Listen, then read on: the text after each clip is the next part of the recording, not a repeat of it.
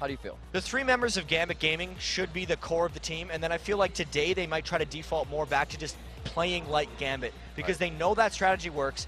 Even Diamond in the feature talking back to IM Katowice, when they crushed through the Azubu at the time, Blaze and Frost teams who are now CJ Entus, he was saying anything is possible if you watch that, and that's what they could be believing now, but more so in themselves from the core Gambit Gaming team. We'll see what they have. The picks and bans have gone out. Blitzcrank actually going out there. Edward causing enough trouble to find it to ban. That is very interesting there. The fact that they've banned both of the Hook champions, but North America leaving Twisted Fate open for the first time we've seen this entire tournament, and immediately Alex is going to pop that one in. So locking down the global pressure. It's now up to North America to decide what will they just show in their hand. Could it be an ambiguous pick? Will they choose to get that Sona for X Special? That is going to be so telling because they don't have to pick the mid laner yet. No. The Sona is probably the strongest support, and the interesting thing is, Edward plays Sona all the time even though he doesn't like it. It's actually Alex who makes him play Sona because he says it's so powerful. And if we just base this off of what X Special has played throughout the LCS NA playoffs, it will be Sona, but if we base it off of yesterday, we can't really be sure because his Janna play was just immaculate. And North America already taking all the time that they have. No reason to go any further with forcing it, but the Rumble Lulu locked in right away. The Rumble we should have seen coming. The Lulu definitely surprises me. So the Rumble is something that was super powerful yesterday. It got supercharged PDD just running all over North America in that game, and Dyrus is a prolific Rumble player by himself, but the Lulu play just so early really does surprise me. I have to see what the rest of NA has in store to try to combo with that, because I feel like that's not an isolation pick. They're going to try to do something else with it. In Europe, definitely it is a Gambit squad. This says fight. This says we can go in and we can follow TFP Destinies. I really can't wait to see how they pile in. Getting the Zac specifically for Gambit will make them more comfortable. They played a lot of that in the playoffs. They can combo in on pretty much whoever they want. Yeah. So we'll see coming out on the other side as well. Looks like Saint wants to take Nautilus to the jungle here. Nice. As we have global pressure as well from the North American team with Karthus middle. Scar getting on Karthus should make him that rock that gets to farm. That's what he used to do at the start. He didn't play it much during the LCS season, but now it fits this team composition the most. The thing they have to worry about is how much AP damage they actually have. Europe ran into a similar problem yesterday, picking nearly a triple AP composition, and with the Nautilus jungle plus the double AP, if Europe gets a lot of magic resist, it could be trouble. And there's still a little bit of NA history that flows toward Doublelift for this one. They're leaving him for the last so he can get safety, he can get his pick. And they wanted to make sure he wasn't picking in an AD carry blind. Yesterday when he played the amazing Urgot game that ended up losing, he picked it into a Vayne. So he's he wants to be very sure about what he does now, and since we see the final of the picks by Europe, what's Doublelift going to go for? He does have quite a few choices to lock in for himself. We do see that Misfortune was picked out. Yeah. That Misfortune as well, I believe, going with that support Elise right now. That has to be it. You're right. That's got to be Edward playing support Elise. I would say it's a top lane Jace for Soaz, which is going to be awesome for him. He was actually the first Jace player way back at Gamescon in Season 2 European Can this guy qualifiers. do anything? Yes. I think he knows how to play a few champions by now. And that's what's going to play. See what happens with the Draven pick. If he decides to lock it in, we have not seen Doublelift play Graves in so long, but he will put himself in the middle of a fight. This tells me that North America's really got a team strategy that they're trying to pull off with this one, because Doublelift, if he was playing his own game, he'd say, I'm playing Vayne or Caitlyn, I'm just trying to win the lane. But in this particular case, because they're trying to combo with the Rumble and the Karthus and the huge amount of magic damage, the Graves ultimate and just general area of effect damage is going to try to corral the European team and catch them in team fights. So we're seeing that it was going to be the Jace top, Zac jungle, Zac versus Nautilus. The movement of Zac can pretty much wreak havoc on that.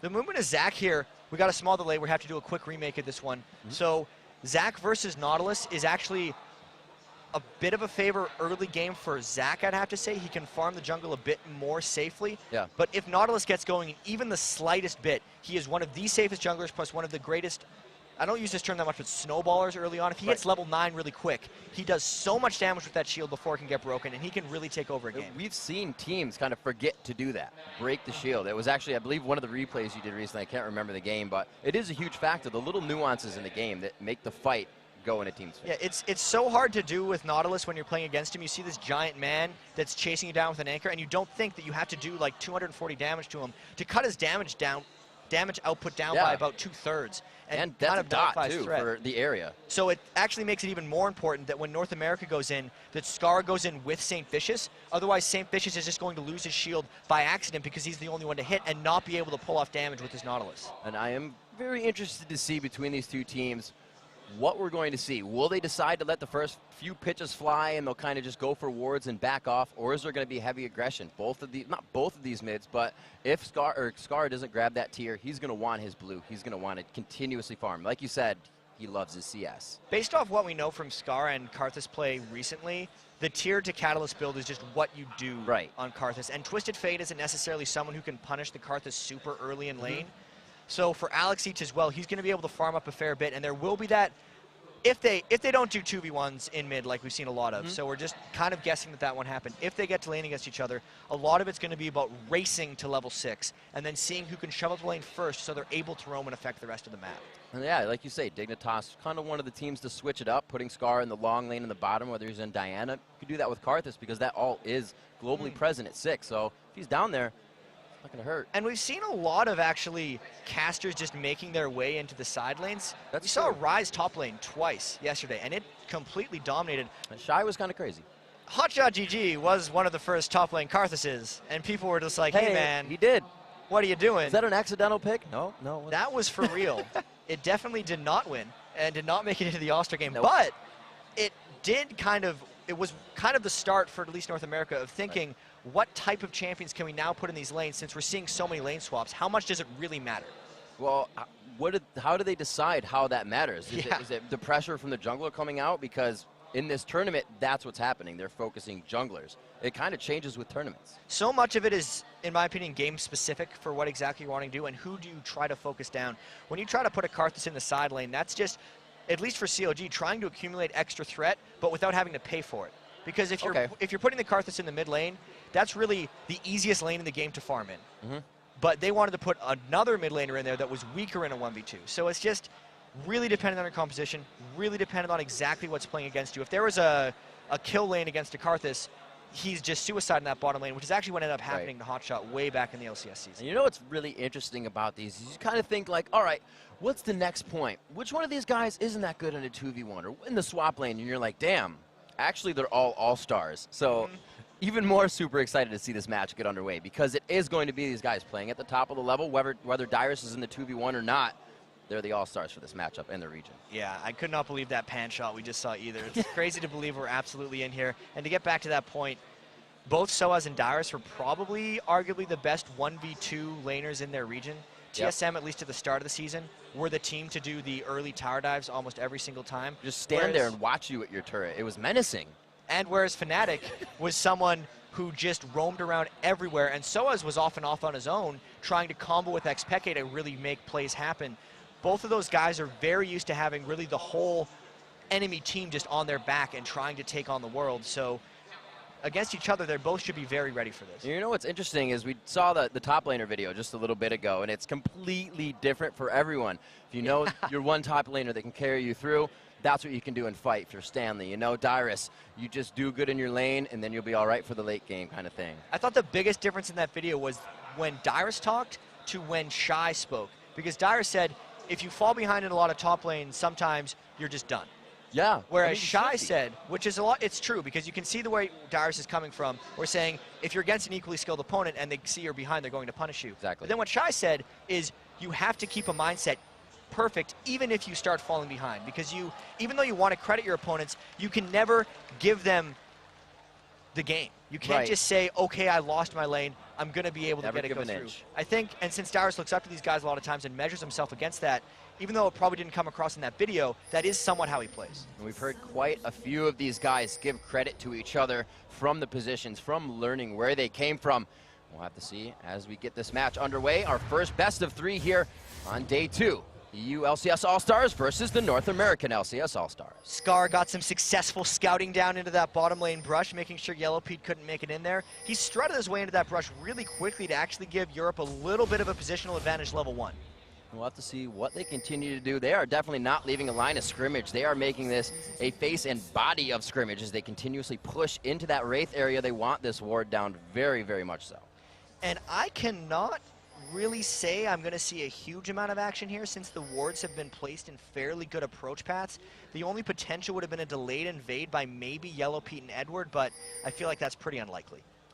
So it looks like everybody's going to kind of stay safe here. The ping's going towards the bottom lane is recently in that end of the both LCSs. There are a lot of the 140 invades from the Fog of War and the Tri-Bush area. So an ALCS playing it safe. They pink ward it immediately, and we may see jungler presence down there. And a lot of that could have had to do with since Skarra saw Yellow Pete down there at the start of the game, they wanted to make sure they had control of that early.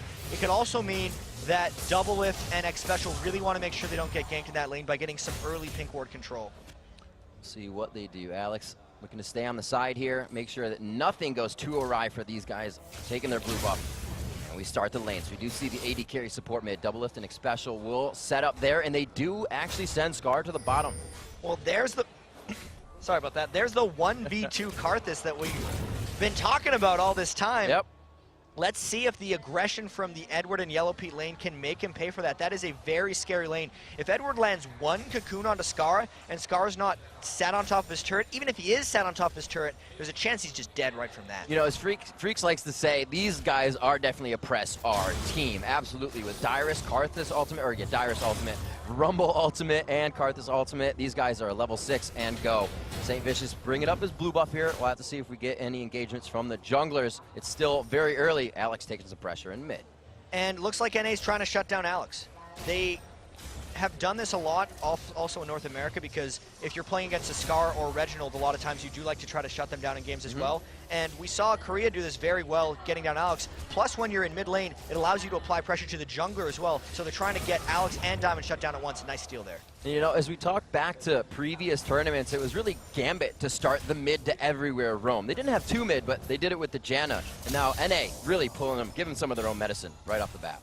Doublelift and Xpecial, not necessarily farming better than Yellow Pete and Edward, but that's the trade-off they're willing to have. They're almost sacrificing Skarra for trying to shut down Alex Siege, thinking that Skarra is cheaper reliability late game than a Twisted Fate would be.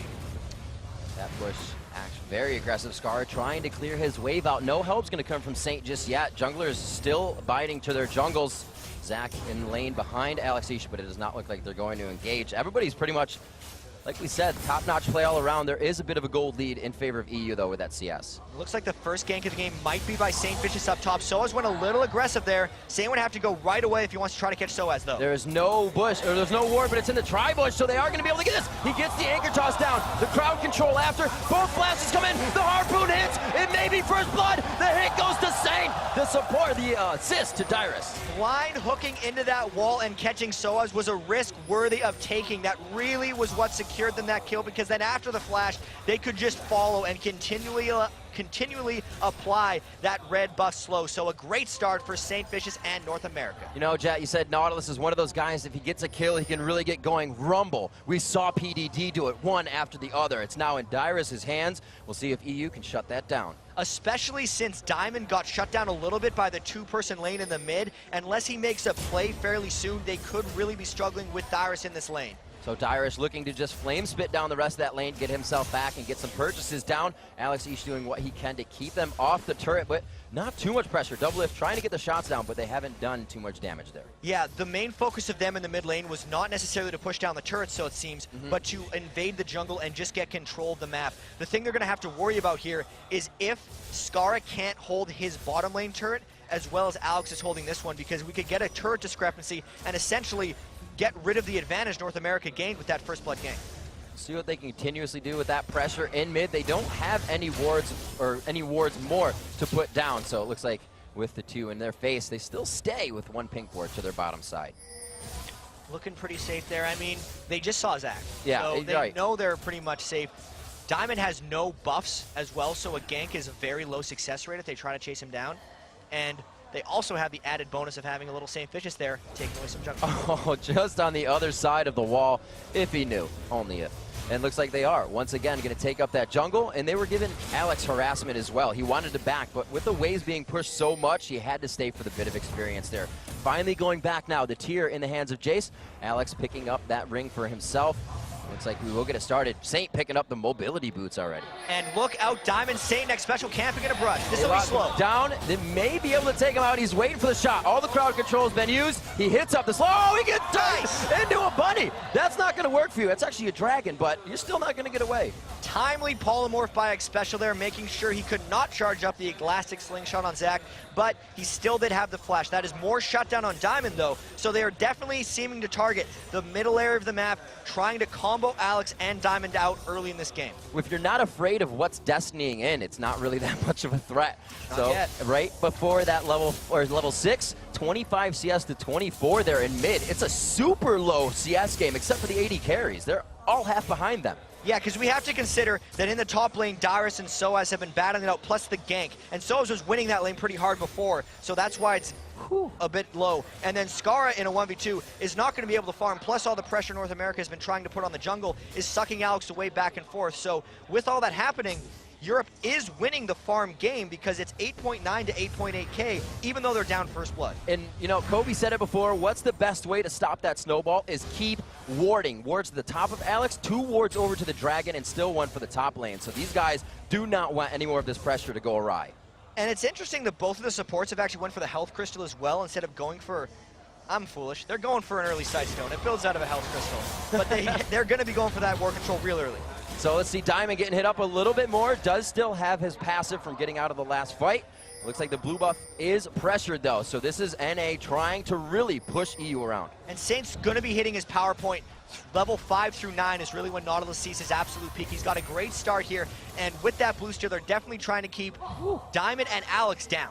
So this is good. The Alex is getting hurt, but Skara is getting hurt as well. So they're going mirror on that, but who is it going to help more? Skara is still going to be able to get that ultimate off on the backside. Destiny comes in.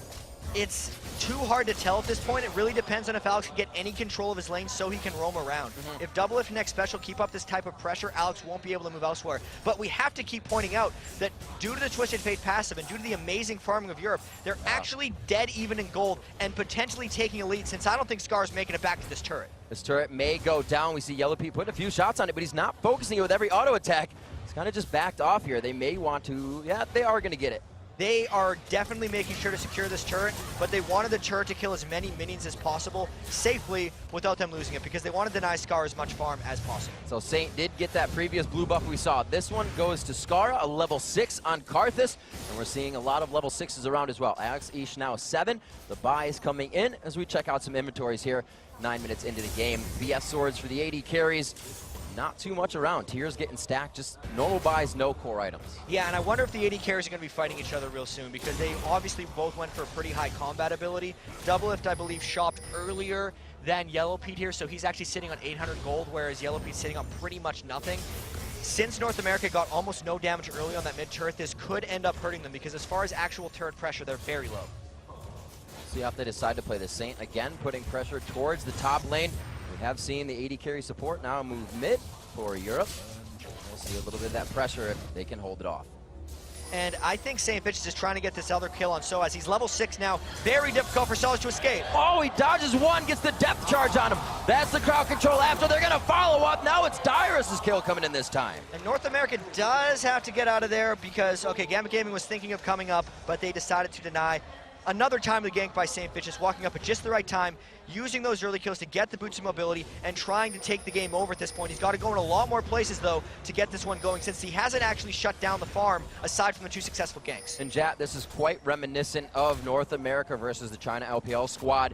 Very well played in the beginning, as we see Edward getting caught up here, surrounded by 2 members of the NALCS squad, but it looks like Yellow Pete's able to thwart them off. And as I was saying, NA can't afford to get complacent after this lead. No, but St. Fitch's is definitely stronger than the majority of the European team right now, just based off the power spike Nautilus has at level 7.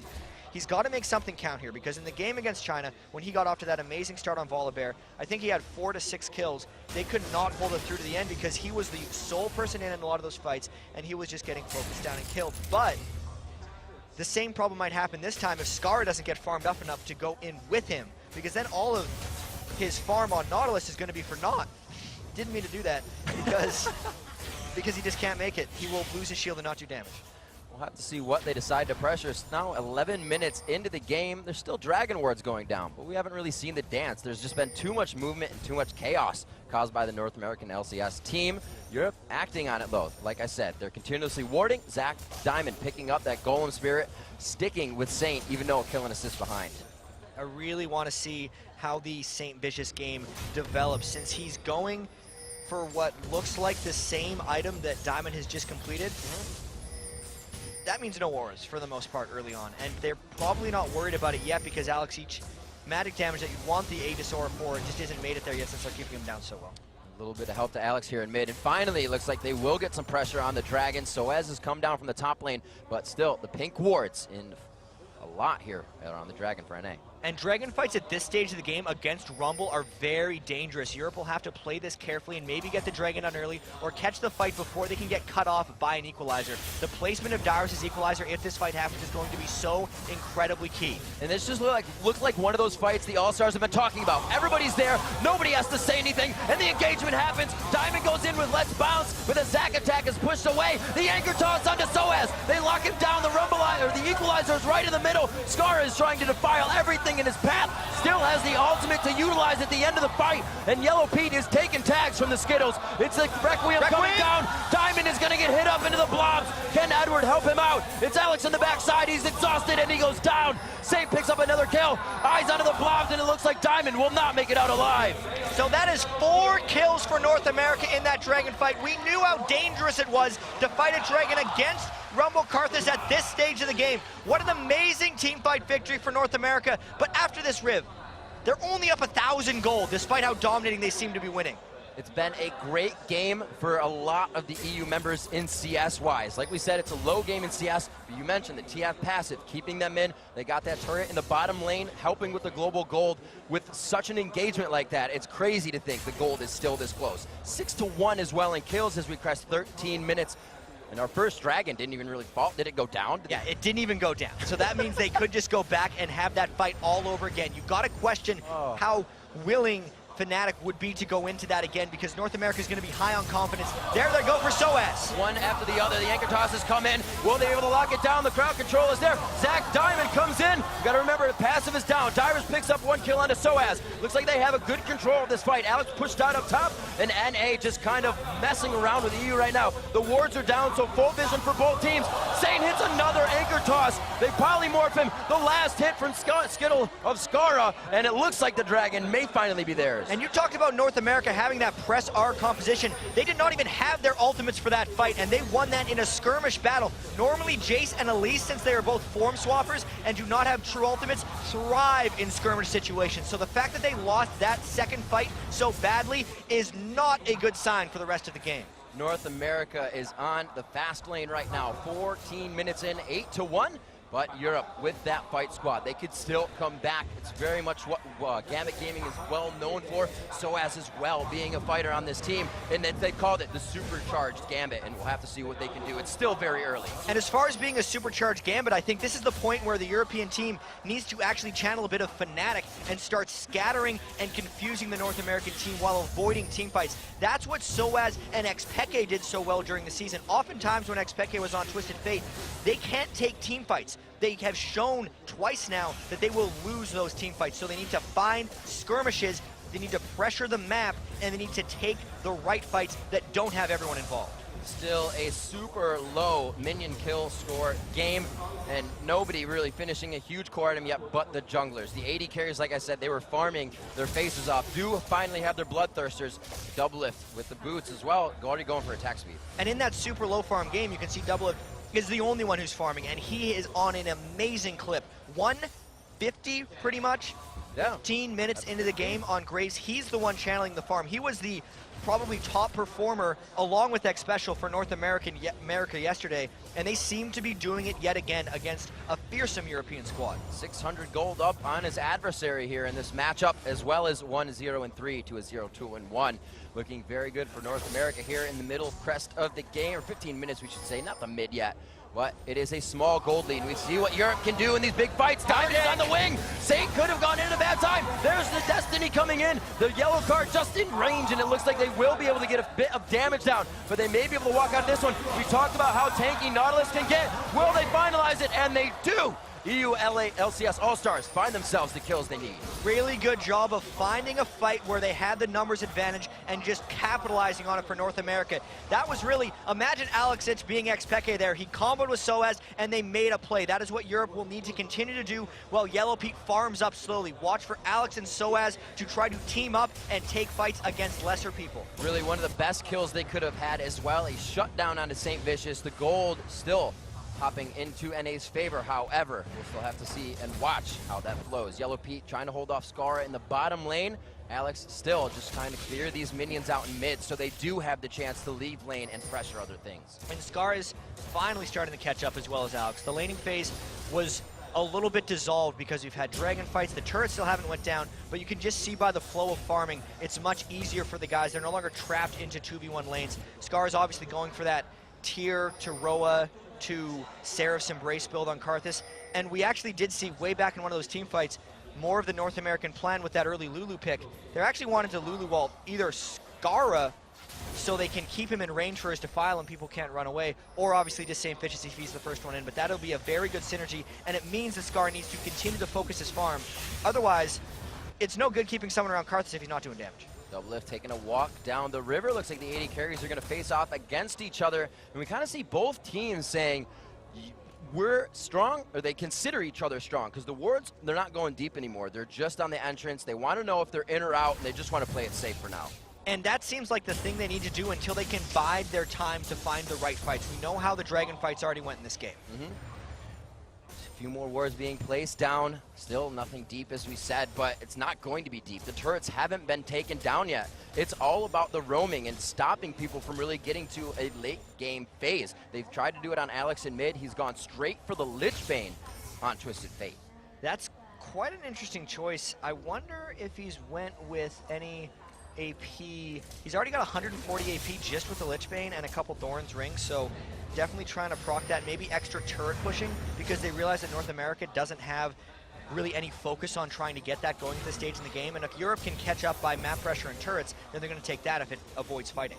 Is this just a sixth sense by Dyrus? I don't think he warded that front bush. No, he did. He does have a ward right under the coin of Jace. So looks like Dyrus playing it safe in the top lane. This gives Saint all the time to roam. They have two on the bottom lane, and they may try to dive this. This could very well be a dive. That is 4 people. TFX and Genki top at the same time. Oh, Dyrus is going to go down, so they have to actuate on this in the bottom lane. It looks like it's going to be Yellow Pete. Scar is actually on the backside, too. He could actually wall in Edward. No, Edward jumps the wall, tries to get back out of this one. Saves himself, but they lose Yellow Pete and Dyrus. 1 for 1 pretty much, except that was a shutdown on a Dyrus while Yellow Pete had already died 2 times previously. So that is a good move by Europe.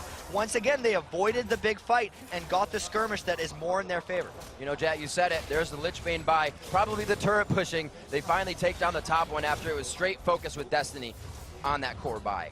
So smart choices and smart play coming up from Europe while they're behind, but we can't take the credit away from North America, who's 9-3, still up about 2,000 gold, and the dragon a minute away could either give them a dragon because they're so strong in team fights, or just take them into the stratosphere as far as gold lead goes if they can get another ace. Miramon is being charged up here for Jace. We also have the tier being charged up on the side of Scarra, going for that Seraph's Embrace in the end game. So he's stacking 2 as they come into the 20-minute mark. And those guys are getting real close to the transform. So Soaz is at 704 of the 750 for that Seraph. So even though he's 0-4, he's going to be a really big threat, potentially by the time this next dragon fight happens. Scarra, likewise, was at 670, so he's pretty close, but he hasn't been able to buy the item yet for the transform. So it's going to be pretty key, actually, since those items do have a very large spike once they get it. Now, with the choice in purchases here for the AD carries, the dragon about to be attempted here, but it doesn't look like there's a contest on this one to see what happens. They should be able to get it. Saint has smite up, and he's been doing quite well. Yeah, he got the one. He missed the other one. Yeah. But St. Vicious in general has actually had very good starts to a lot of these games. It's about finishing the games that he's actually struggled with in some of these cases. but they're going in for a fight after the Dragon. This could be big. 1, 2, 3, Diamond's passive is going to be back up from the last engagement. They get a death charge all the way to Edward and Alex each. The crowd control is just too much, as well as the area of effect. Look how big Satan is going into this fight. Edward's going to be forced to turn around. He tries to get an execute down, but it's not going to work, and they take 2 for nothing. And this could be big if they continue the push. How is North America going to capitalize? They have lost creeps. Soaz is still able to poke them down. Is this just going to be another fight for North America where they get kills but can't take an objective? They're pushing it. They have very low HP, and that's one of the scary things we see teams not be able to get around or just coordinate themselves to. You get low, you don't have the minion wave, you win the fights, but it doesn't matter if you can't push something after. And North America is going to have to figure out a way of doing that. One thing you have when you get the double AP composition is your turret pushing is actually a lot slower. Right. If you had a Jace on your team and you can both just wail on the turret.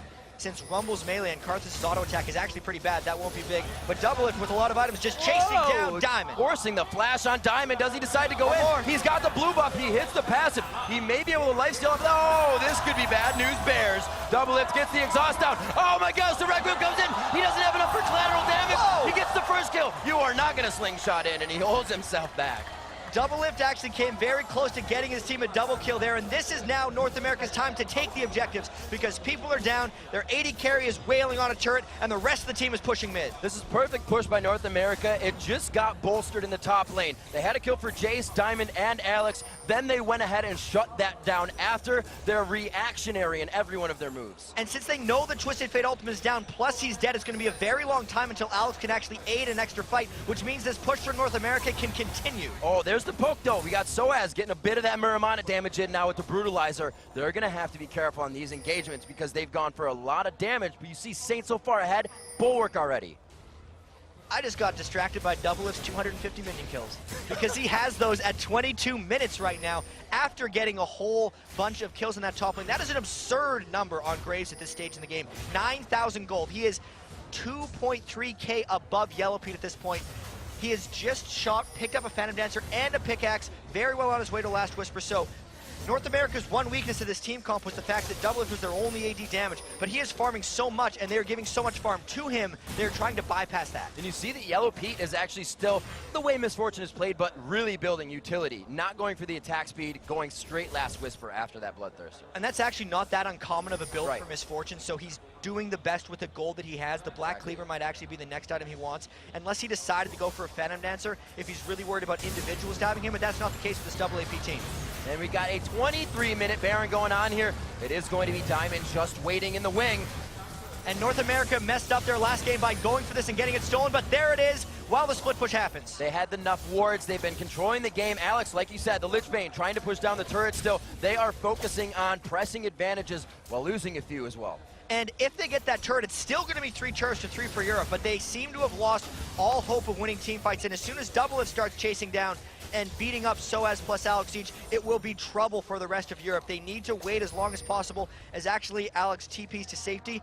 North America has to reset a little bit. See a Diamond trying to give an advantage to the team, seeing if there's a blue buff there, anything they can get to edge themselves forward here. They are doing it and keeping it in mind. We heard these guys, a lot of the players, you keep a good mindset, it's going to be all right. 24 minutes in, 12-3, it is looking grim, but we know Europe can pull through in these fights in the late game. And North America hasn't actually shopped since the Baron buff. They're sitting on about 7,500 gold right now, so that big gold lead hasn't been shopped on yet. Their advantages are purely in experience and with the Baron buff right now, unless North America decides to shop, but they're very confident in their position right now, and they look to be pushing with this Baron straight after taking the buff. The wards going down for both sides. Oracles are there as well, so European LCS All-Stars trying to give themselves a bit of a defensive wall here with the pressure that North America's bringing. They're not even split pushing these lanes. It's brute force tactic. And it seems like the right call to not have went back immediately. They're going to have to go back now because of that huge creep wave accumulating in the top lane. I actually feel like if Doublelift gets that, he's going to hit close to 300 minion kills by 25 minutes, and that's probably exactly where he's running off to right now, as fast as possible, taking Race on the way. He's going for some kind of Graves record here. He is going to stick in the jungle, not going back for his buys. Skara had 2 grand on him, and he is still out on the Rift as well. So you've heard, oh, Service Embrace coming in. He gets himself an Elixir as well on the backside. These guys are just saying, we're going to fight again when we get out of the Rift. And they realize they have a really big power play right now. They have 2 minutes left on the Baron buff. They have one turret left in the mid lane before they can get to the inhibitor, and a couple exposed turrets on the outside. This whole game, North America has had a little bit lacking turret pressure, but now with this huge accumulated advantage, they might be able to sweep through and take a whole bunch in one push. Look down here, 25 minutes in. Dyrus building up the Rylas right away. The Leandries might finish next, but he also has the chance to go into the Zanyas. It's really just a chunk of change flowing into their pocket. Could decide a buy at the end of the fight. And at this point, I think the Rylas is the right choice for Dyrus just because of the way they're chasing it after team fights. No one is focusing Dyrus in these fights, so he doesn't need to be able to have that clutch save that is on his Hourglass to be able to offer. And it's just going to allow more people to get stuck in that equalizer and more people to follow up. It's scary. You put Dyrus in a fight, and it's almost like, where's the J-skate? Look out, Alex. It's like Scar just on the backside. He misses that, doesn't have the crowd control to stop him from Destiny, but Destiny is up, and he gets himself out of that one. Woo. Will the Requiem get him? Oh my gosh! That was over 400 to 500 damage. Well, you have a global, so do I. Welcome back. I have the Requiem. That was a huge burst of damage that North America pulled down, and Alex thought he had escaped while burning some ultimates, but now he has just cost them a 30-second death timer and a very powerful push in the bottom lane. Skara knew that was going to happen, didn't even pop the blue for it. These guys are playing so mentally and physically well in this game. It's like they're playing inside the minds of what is the EULCS team going to do, not what are we going to do.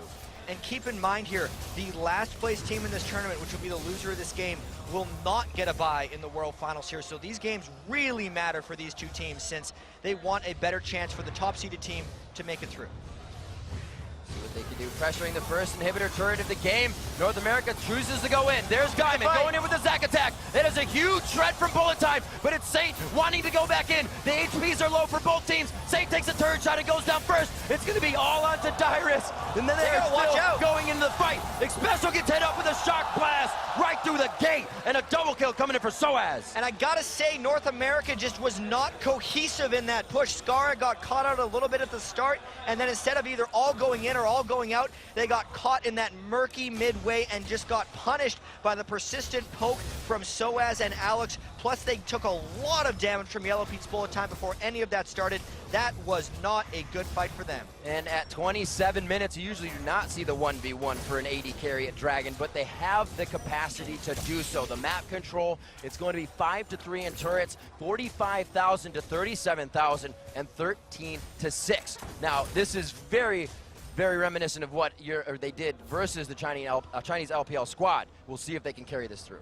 Yeah, they hopefully aren't having flashbacks for their sake, and it's got to be a matter of mental fortitude for these guys because they can't collapse again. They played this game ridiculously solid, and the pressure is on here because even with that Baron buff, they were unable to crack the inhibitor wall that Europe LCS has been able to put up here. So maybe they're going to wait for the next Baron. Maybe they're just going to hope until they get a big team fight, but they got to be a little bit wary after what happened yesterday. And these walls are becoming individual players right now. You already have Doublelift building up into a Giant's belt, factoring out that his damage is far surpassing already, and he can do that kind of plateau in safety to still fight. Doublelift did this yesterday in his first game. He actually went Phantom Dancer, I believe.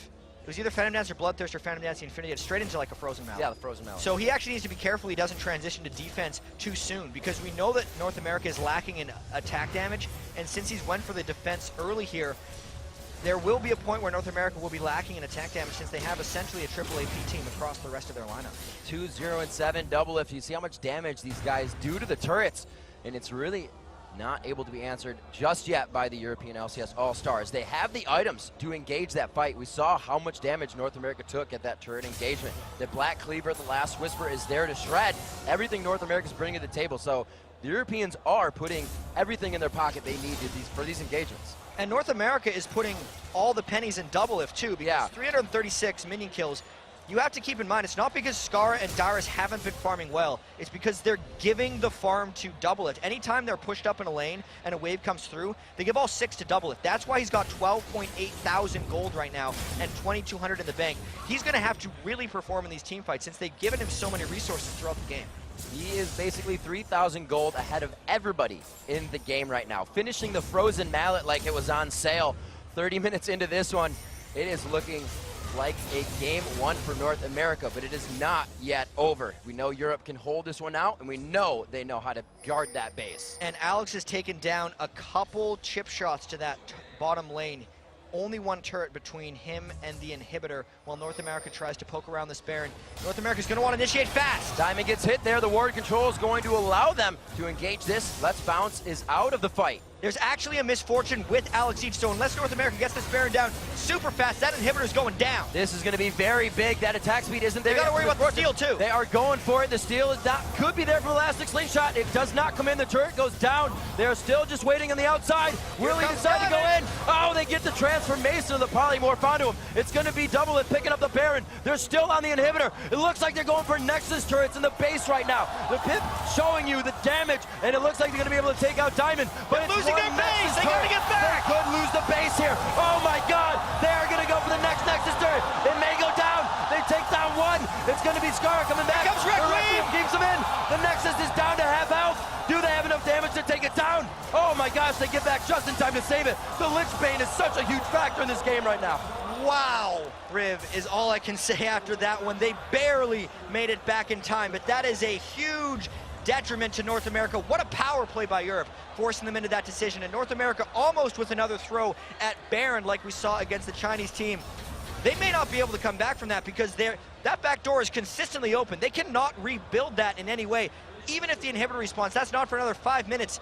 North America might want to try to end this right now before they can even think about Alex Each stealing it again, but they can't. They have to be so incredibly cautious with how they push, or just go immediately. There they are. They're on to Edward. They may be able to take him down here. Edward goes up, but he's only got dropped straight down. He goes down from Xpecial. That is one for them, and the inhibitor is going to be there. And this is a four-man push. They're actually keeping Skara back, but they have so much power in these four people. Double with those 351 minion kills, plus the Baron buff. They want to end it, probably on this push. Let's Bounces back up for Diamond. He goes in. Double it very low. Just gets himself out. Oh, he cleanses. There's the TF. The cleanse was too early. Can they turn this one around? Alex finally has the Zhonya's. Is it gonna matter? Doublelift still alive. He goes down to the Ignite Bird from, it's gonna be Alex Each. They continue the fight on. It looks grim here for Yellow Pete. The team is backing off, so has very low health as they get out of this one. The focus by Europe was actually really correct in that fight. The fact that they took down Doublelift means this push cannot end the game for North America. They were able to trade an inhibitor back, but they did not get any Nexus turrets, and that was a successful hold for Europe. You know, Chat, an amazing play here from the EU LCS to bring back the bottom inhibitor turret to Nexus turrets. The Lich Bane was always the right buy for Alex. Like you said, he was shut down in middle. He wasn't there for fights after he got hit up that bad. He was there to make that play. They pushed that turret so incredibly fast, and they turned themselves into a split push team right after they realized they couldn't win team fights early on at the Dragon fight, and they have really clawed their way back specifically off that play. Looks like Yellow Pete taking a little love from the Gambit Gaming side. Buys himself up. The Guardian Angels, he's feeling safe. He wants that second life. So now they have two passives, or two lives, I should say. The Zac passive coming in and the Yellow Pete. That's going to control focus a little bit. Now that the Zhonya's is there, we saw that cause trouble for NA right there.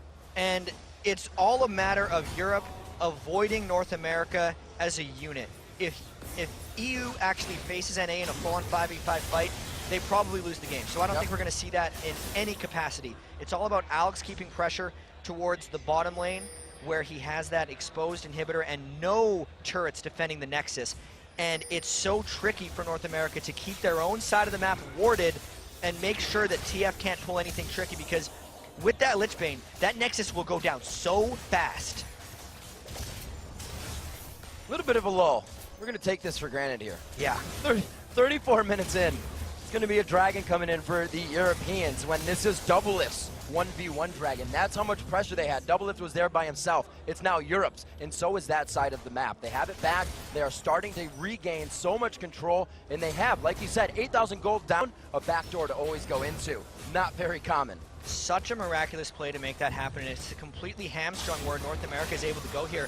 Now we see Doublelift, who's nearing 400 minion kills already at 34 minutes, off in a side lane. So if Europe actually got a fight here, North America wouldn't have all their damage, and EU might go in. They're trying to hit it up a few times. Dyer's trying to get some tags down. They are just going tit for tat here. You see Alex Each going to the top side. Will he decide to go for this? Chat, could be. There were so many wards in that side of the jungle for North America that as soon as they saw Alex creeping forward, they went in.